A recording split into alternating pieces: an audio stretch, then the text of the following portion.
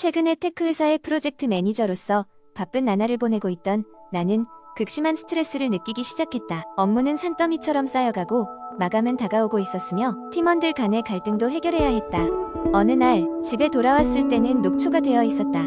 그때 나의 친구인 수지가 전화를 걸어왔다. 수지는 오래전부터 명상에 관심이 많았고 종종 나에게도 시도해보라고 권유하곤 했다. 그날도 수지는 명상을 통해 스트레스를 해소할 수 있다며 이번 주말에 그녀가 추천하는 명상 가이드와 함께 명상 수업을 들어보자고 제안했다. 솔직히 나는 처음에는 망설였다.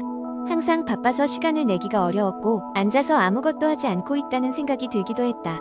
하지만 그날 밤 이대로 가다가는 번아웃이 올 것 같다는 생각에 수지의 제안을 받아들이기로 결정했다. 수업 당일 아늑한 분위기에 명상센터에 도착했다. 목재로 꾸며진 실내와 은은하게 흐르는 명상 음악이 이미 마음을 차분하게 해주었다.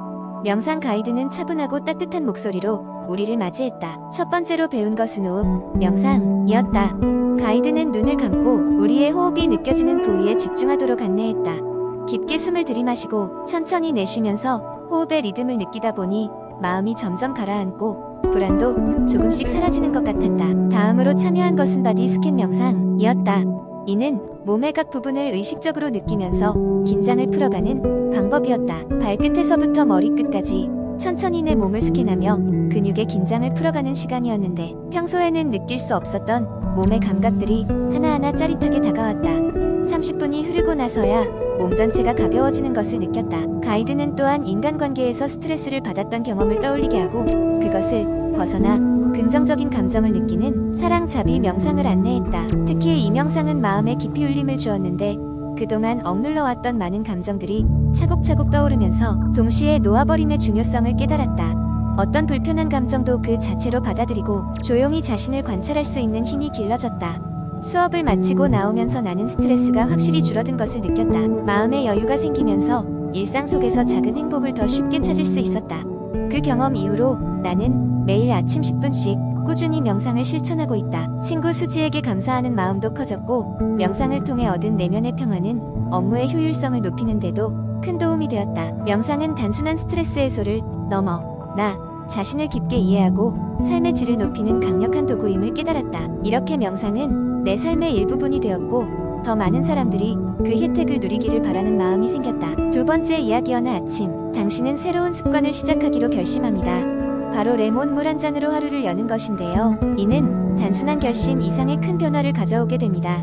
처음에는 많은 사람들이 추천해서 한번 해보자고 시작했지만 시간이 흘러감에 따라 당신의 삶은 정말로 변하기 시작합니다. 첫째 주, 당신은 즉각적인 변화를 느끼기 시작합니다.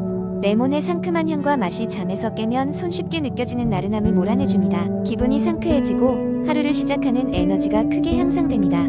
두 번째 주에는 소화가 많이 개선됩니다. 과거 아침에 느껴졌던 속쓰림이나 복부 팽만감이 눈에 띄게 줄어듭니다. 레몬 물이 소화 효소의 분비를 촉진하고 간의 해독을 도와주기 때문입니다. 한 달이 지난 후 당신은 피부가 눈에 띄게 좋아졌다는 것을 깨닫습니다. 레몬의 풍부한 비타민C가 콜라겐 생성을 돕고 항산화작용을 통해 피부를 맑고 탄력 있게 해주었습니다. 주변 사람들도 당신의 피부 상태가 좋아졌다고 칭찬하기 시작합니다. 세 달이 흐른 후 면역력이 한층 강화되었다는 느낌을 받습니다. 감기와 같은 사소한 병치레는 거의 사라지고 항상 힘이 넘치는 기분이 듭니다. 이는 비타민C와 함께 레몬에 포함된 항균 성분이 면역력을 높이는 데 큰 역할을 하였기 때문입니다. 더욱 놀라운 것은 체중 관리가 자연스럽게 이루어진다는 점입니다. 레몬물은 이뇨 작용을 촉진하여 몸속 불필요한 노폐물을 제거하며 전반적인 신진대사가 활발해지면서 자연스럽게 체중이 줄어드는 것을 경험합니다. 뿐만 아니라 아침에 레몬물을 마시는 것이 심리적 안정에도 긍정적인 영향을 미치게 됩니다. 매일 작은 습관 하나가 긍정적인 루틴을 만들고 이러한 안정감이 스트레스 관리에도 도움을 줍니다. 더불어 당신은 시간이 지남에 따라 더욱 집중력이 좋아졌고 업무나 학업에 있어서도 더 나은 성과를 내는 것을 느낍니다. 이는 다른 습관의 변화에도 긍정적인 영향을 주며 여러 측면에서 삶의 질이 향상됩니다. 6달이 지난 지금 당신은 다양한 건강상의 혜택을 충분히 경험하고 있습니다. 혈압이 안정되고 혈당 수치도 보다 건강하게 유지됩니다. 이는 모두 작은 레몬 물 한 잔이 일으킨 놀라운 변화입니다. 많은 사람들이 당신의 경험담을 듣고 레몬 물 한 잔의 힘을 믿으며 당신은 건강한 습관 전파자로서 주변에 긍정적인 영향을 미칩니다. 이제 당신의 하루는 이 작은 습관 없이는 시작될 수 없을 만큼 중요한 일상이 되어버렸습니다. 이처럼 레몬 물 한 잔은 단순한 음료 그 이상의 의미를 지닙니다. 하루를 여는 의식으로, 그리고 자기관리를 위한 최고의 선택으로 자리 잡게 됩니다. 세 번째, 이야기한 때 인간의 뇌를 컴퓨터에 비유하는 게 유행이었다. 하지만 그런 관점은 뇌의 복잡하고도 미묘한 특성들을 축소할 뿐, 실제로 뇌는 컴퓨터가 쫓아갈 수 없는 놀라운 능력을 지니고 있다. 그만큼 우리의 뇌는 섬세한 관리가 필요하며, 특히 먹는 음식과 식습관이 뇌 건강에 큰 영향을 미친다. 뇌는 우리가 섭취하는 영양소를 통해 에너지를 얻고, 그 구성분을 통해 최적의 상태를 유지하게 된다. 어느 유난히 무더운 여름날, 김씨는 평소와 다름없이 일어나 출근 준비를 했다. 바쁘게 움직이는 와중에도 건강에 대한 관심이 많은 김씨는 아침 식사를 거르지 않으려 노력했다. 출근길에 그는 자신의 건강 어플리케이션 알림을 확인했다. 오늘의 건강 팁, 뇌 건강을 위해 피해야 할 식습관이라는 문구가 눈에 띄었다. 문득 내 식습관은 괜찮은 걸까? 라는 생각이 들었다. 그날 저녁, 김씨는 하루 일과를 마친 후 집으로 돌아와 자신의 식습관을 점검해보기로 마음먹었다. 인터넷을 검색하니 다양한 정보들이 쏟아졌고, 그중 눈길을 끄는 5가지 습관이 있었다. 첫 번째는 가공식품의 과도한 섭취였다. 김씨는 종종 시간 절약을 위해 준비된 식재료나 간편식을 자주 사곤 했는데, 과한 당분과 보존제가 들어간 이런 식품들이 뇌에 좋지 않다는 사실에 고개를 끄덕였다. 두 번째는 과도한 설탕 섭취. 현대인의 생활에서 설탕을 피하기는 쉽지 않지만, 김씨는 자신이 마시는 음료수와 간식의 설탕 함유량을 한 번도 생각해 본 적이 없었다. 그는 각종 음료 대신 물을 마시기로 다짐했다. 세 번째로, 오메가3 부족이 있었다. 건강한 지방산인 오메가3는 뇌 기능에 필수적이라는데, 김씨는 갑자기 최근에 생선 섭취가 부쩍 줄어든 자신을 돌아보았다. 그는 주간 식단에 연어와 같은 오메가3가 풍부한 음식을 추가하기로 계획했다. 네 번째는 과음. 사회생활에서 빠질 수 없는 것이 사람들과의 술자리였지만, 지나친 음주는 뇌의 신경세포에 손상을 준다는 사실에 경각심이 생겼다. 김씨는 술자리를 가더라도 음주량을 줄이기로 결심했다.